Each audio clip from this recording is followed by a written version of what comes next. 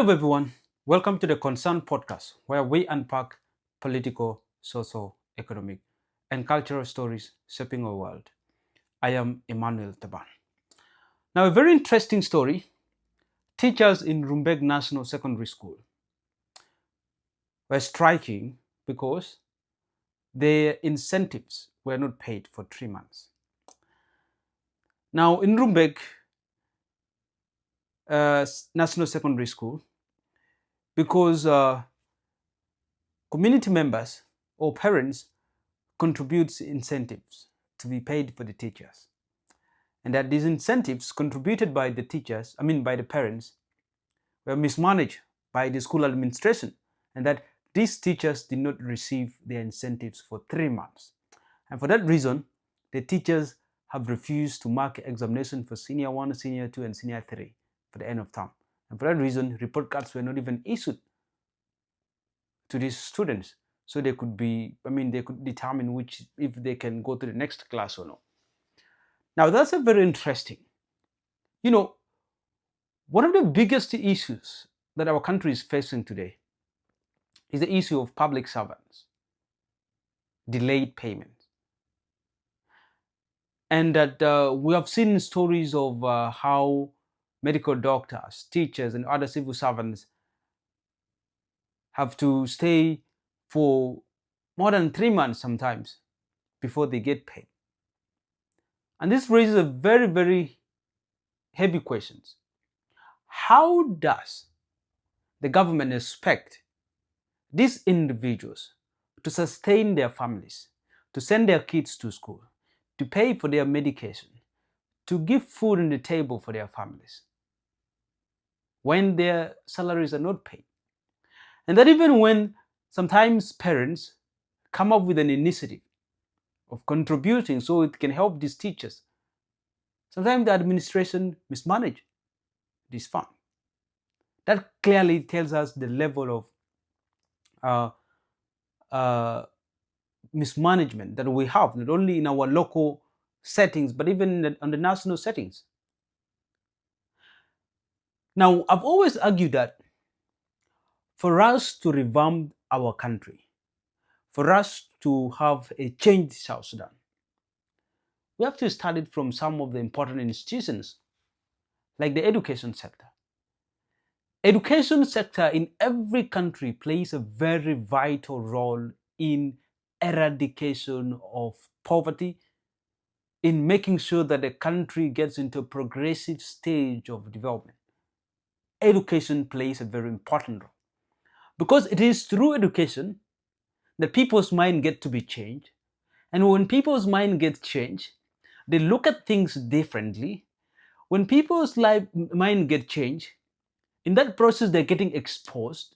In the process of learning, they're getting exposed to how things are done in other places, in other countries, and how they can actually export those ideas and make them to be used in their own country.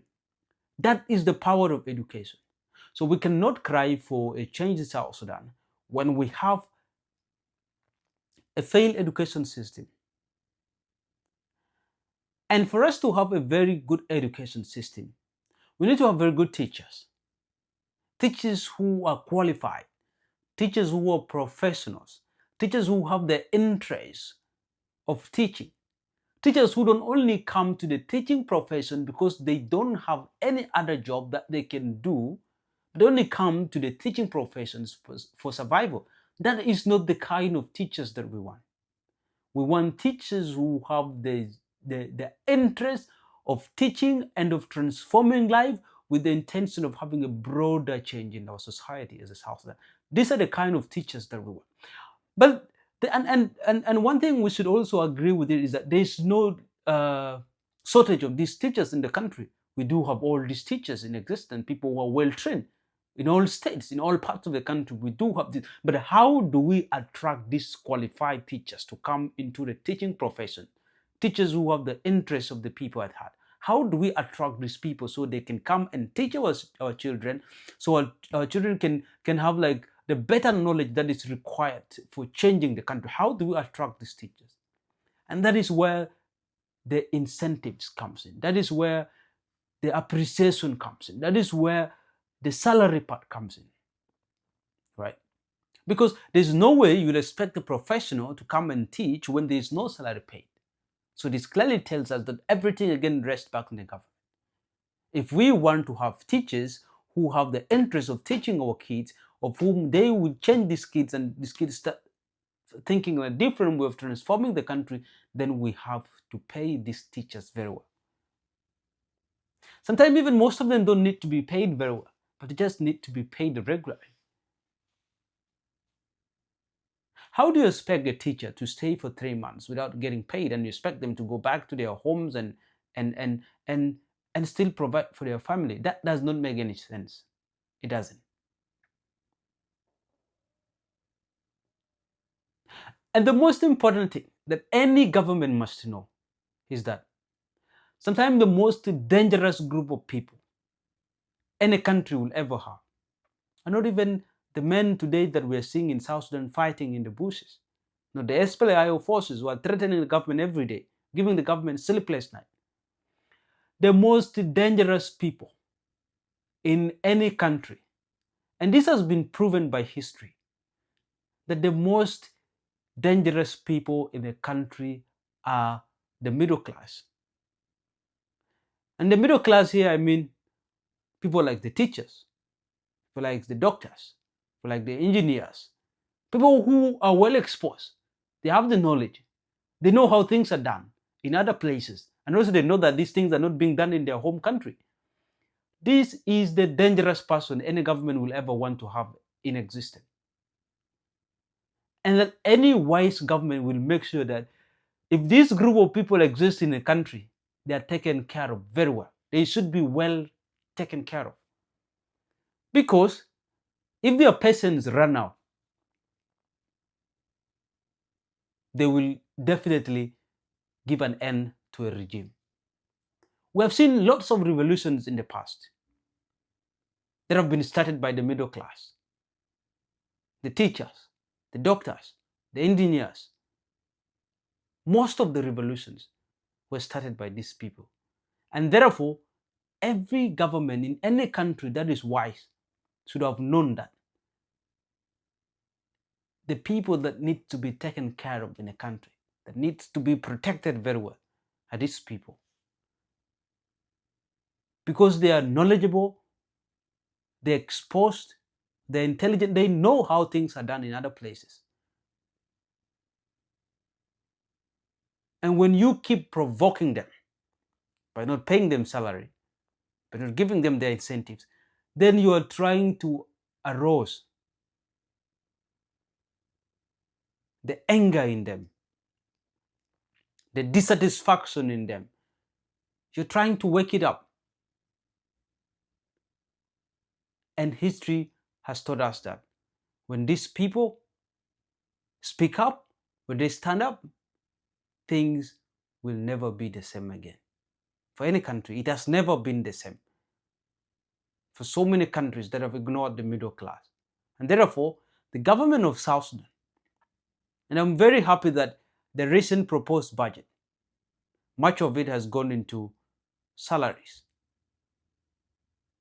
especially for the civil servants. And this is one other thing, that only the budget, when passed, shouldn't only look good on the paper, but it has to be delivered. The salary has to be delivered in its reality to these people. Because it is these people that keeps our country running. Imagine a country that exists without any education sector, without the teachers going to school and teaching these people. We wouldn't be having a country. So therefore, the government has to pay attention to this group of people. Thank you.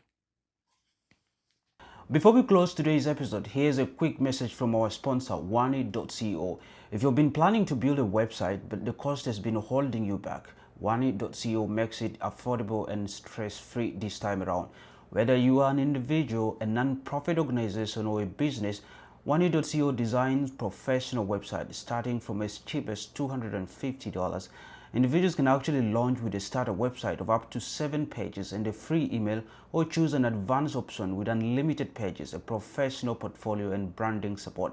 For non-profit organizations, they can select flexible packages from basic websites to premium solutions with e-commerce features and ongoing support.